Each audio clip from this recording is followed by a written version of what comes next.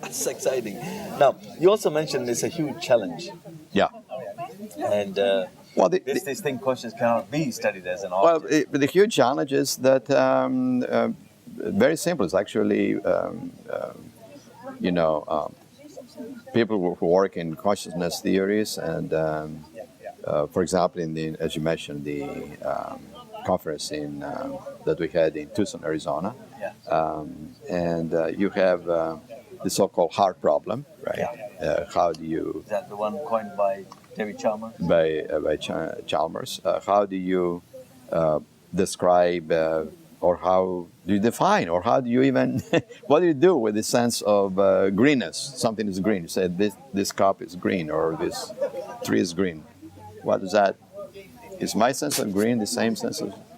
Now we suspect and we believe that your sense of green is the same as my sense of green, but that can't be quite right. Yeah, because suppose I was blind, and then I wouldn't even see green, right? Or suppose my eyes were used to a certain part of the spectrum that excluded, the green.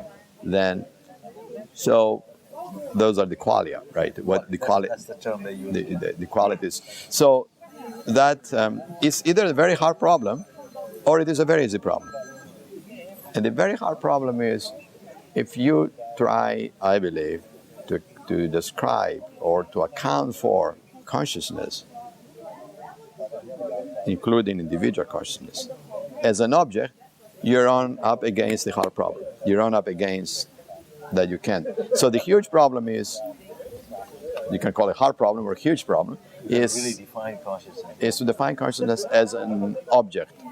And I personally believe that from now until eternity, from now until the end of time, we will never be able to do it. We just never want. So we might as well try something else that is more practical. But you also say that that if we study the properties assigned to conscious processes, So then it might. So the approach that I would favor is take a step back and study the properties of consciousness.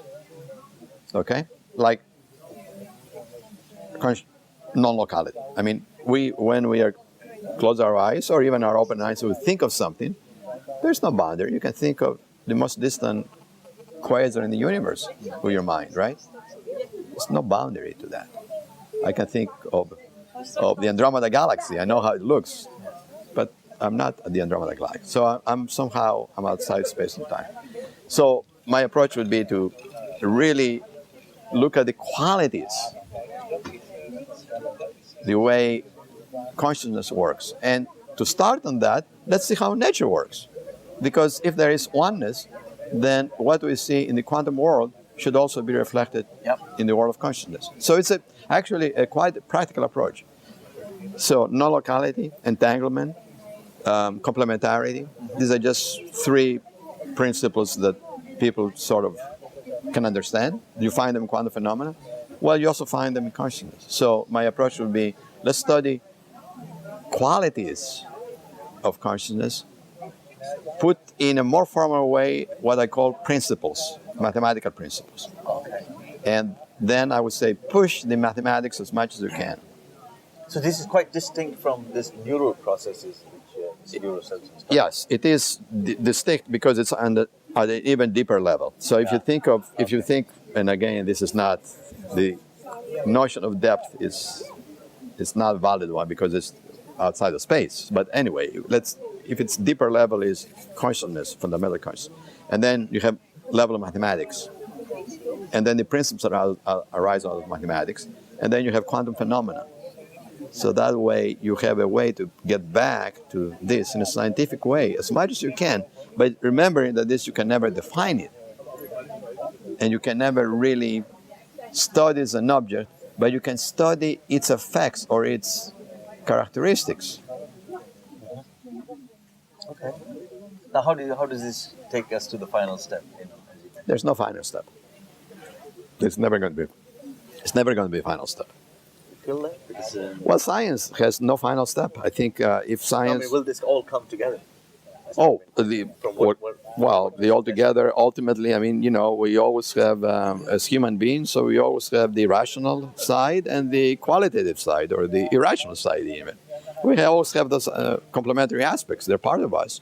So the problem arises when you try to have one mode of describing the universe, or consciousness for that matter, when we ourselves are multidimensional and multi-views.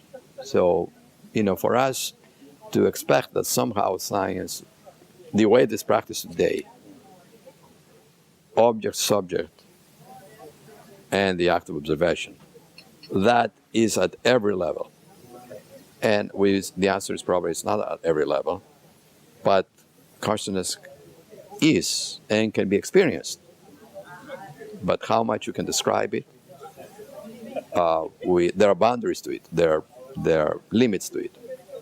Now, I like your saying. It makes a lot of sense that we observe, therefore everything exists. I quite like that. Well, again, it's not my words, but it is the accepted. But those specific words are my words. But John Archibald Wheeler put it in a slightly different way.